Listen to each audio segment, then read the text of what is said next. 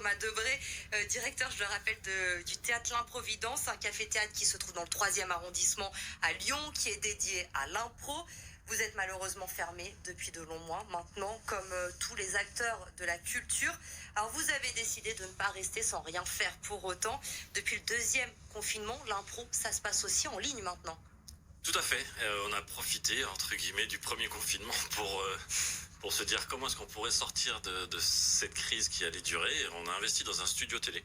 Et donc, on a installé des caméras de télévision dans le théâtre qui nous permet de continuer à accueillir des spectacles et à les diffuser en live sur Internet avec le même principe de billetterie qu'un spectacle vivant. Les spectateurs achètent leurs billets en ligne sur improvidence.fr. C'est 8 € par écran, qu'on soit 1 ou 10 derrière l'écran.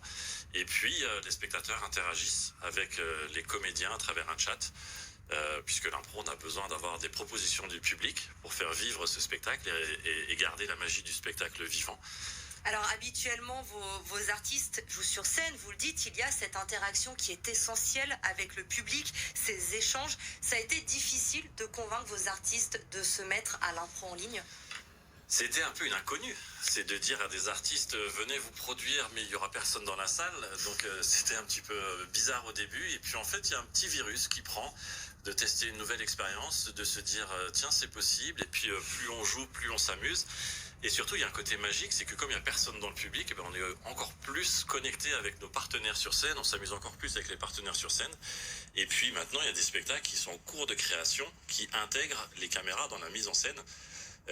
Et donc du coup c'est des nouveaux outils, des nouveaux leviers de création pour les artistes et aujourd'hui on a une 50aine de comédiens qui sont passés derrière la caméra. Et vous touchez également beaucoup plus de monde avec ce concept. Votre salle, c'est une 50aine de places, il me semble, si je dis pas de bêtises. Mais aujourd'hui, vous pouvez toucher dans le monde entier. Et je crois justement que le succès est là. Il y a énormément de monde qui se connecte pour voir ces spectacles. Oui, le bouche à oreille, la curiosité. Alors, on a 80% de notre public qui n'est pas lyonnais, qui est de toute la France. Et puis, on a eu aussi la Martinique. La semaine dernière, on avait la Suède, le Togo, Tahiti, la Nouvelle-Calédonie. Donc, ça nous donne un petit peu de soleil. Et puis surtout, ça nous permet de diffuser les spectacles, la culture dans tous les territoires qui n'ont pas forcément accès à une salle de spectacle à côté de chez eux.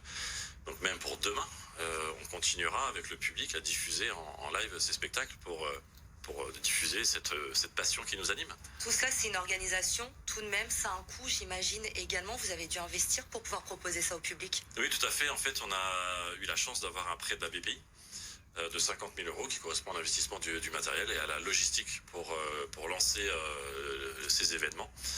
Et donc on a une équipe de réalisateurs professionnels, des réalisateurs de télé, des régisseurs son, régisseurs lumière. Et du coup on accueille aussi les artistes en résidence pour leur apprendre à jouer face caméra, en plus de jouer un jeu d'acteur sur scène. Alors effectivement, tous les acteurs du monde de la culture, on en parle toutes les semaines avec Marie, tout le monde rivalise d'originalité pour continuer à exister. Le public est présent dans ces rendez-vous, mais j'imagine que comme tout le monde, Marie nous en parle souvent, elle l'attend également avec le Printemps de Pérouge, le retour du public. Vous avez envie de cette interaction. À l'aube malheureusement d'un 3e confinement, apparemment on ne va pas y échapper. Vous gardez espoir quand même encore, vous arrivez à garder le sourire? Oui, on garde le sourire, on garde le moral. On a la chance d'avoir des résidences en journée, on a la chance d'avoir des spectacles le soir. Et on espère bien sûr que le public sera au rendez-vous le plus vite possible. Vous vous dites que quand le public va revenir avec tout ce qui s'est passé, il faudra quand même s'adapter, que ce ne sera pas comme avant. Ça c'est sûr. Je pense qu'après un an d'arrêt d'activité, on va forcément avoir une étape où on va devoir recommuniquer, dire au public on est ouvert, c'est safe, le protocole sanitaire est là, on sera probablement en demi-jauge à la réouverture pendant un certain temps. C'est sûr qu'il y a tout un apprentissage de la réouverture à avoir en tête. Oui. Vous espérez pouvoir ouvrir de nouveau d'ici l'été? Vous y croyez? J'y crois. Je pense qu'on sera plein. Là, on travaille actuellement sur une programmation septembre 2021 et la programmation mars, avril, mai sera probablement allégée. Mais on espère bien sûr ouvrir avec les beaux jours et accompagner les sorties bars, restos d'un petit théâtre. Merci en tout cas d'être venu nous présenter cette superbe initiative. N'hésitez pas, connectez-vous.